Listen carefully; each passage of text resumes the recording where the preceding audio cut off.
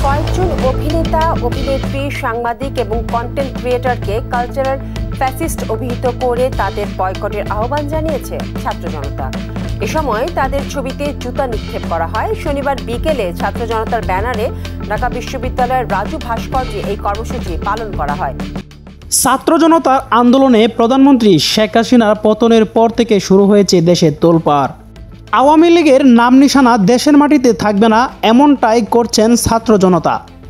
সম্প্রতি শেখ মুজিবুর রহমানকে নিয়ে যারা পোস্ট করেছিলেন, শোক বার্তা প্রকাশ করেছিলেন, সেই সমস্ত অভিনেতা, কন্টেন্ট ক্রিয়েটর সকলদের নিয়ে ছবি ব্যানারে করে জুতা নিক্ষেপ করা হয় টিএসসিতে। এই বিষয় নিয়ে মুখ খুলেন অনেক অভিনেতা, অভিনেত্রী, ক্রিকেটার এবং সোশ্যাল মিডিয়ার অনেক ইনফ্লুয়েন্সাররা।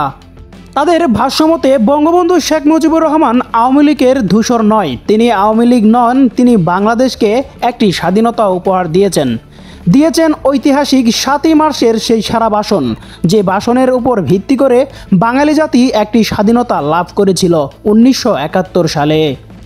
বাঙালিরা এমন একটা লোককে ভুলে যাবে, এটা হতে পারে না, এ যেন মেনে নিতে পারছেন না সোশ্যাল মিডিয়ার অনেক কর্মীরাই। বেশ কিছু অভিনেতা, অভিনেত্রী এ নিয়ে মুখ খুলেন, কথা বলেন বঙ্গবন্ধুর সম্পর্কে। সবচেয়ে বেশি আলোচনার কেন্দ্রবিন্দু হলেন সাকিব আল হাসান এবং বাংলাদেশের মেগাস্টার শাকিব খান। ব্যানারে তাদের ছবি ছাপিয়ে টিএসসির মোড়ে করা হয়েছে জুতা নিক্ষেপ। অনেকেই মনে করছেন এটা বাঙালির অবনতি। সম্প্রতি মেগাস্টার শাকিব খান বঙ্গবন্ধুর মৃত্যু দিবস নিয়ে একটি পোস্ট করেছিলেন, সেখানে সাকিবকে করা হয়েছে কটাক্ষ। তার সাথে দেশসেরা অলরাউন্ডার সাকিব আল হাসান, নায়ক শাকিব খান থেকে শুরু করে কন্টেন্ট ক্রিয়েটর শামীম আহমেদ, এমন বেশ কিছু ইনফ্লুয়েন্সারকে অপমান করা হয়েছে টিএসসির মোড়ে।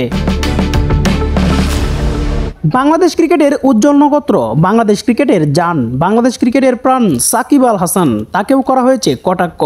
সাকিব সম্প্রতি আওয়ামী লীগের নির্বাচনে অংশগ্রহণ করে যে ভুল করেছিলেন, সেই ভুল শুধরাবার যেন নয়। সাকিবকে আসতে দেওয়া হচ্ছে না দেশের মাটিতে, খেলতে দেওয়া হচ্ছে না জাতীয় দলের হয়ে আর কোনো ম্যাচ। সাকিব ভক্তদের জন্য এটা বড়ই হতাশা, কারণ সাকিব আল হাসানকে দীর্ঘদিন ক্রিকেটের বাইরে রেখেছেন।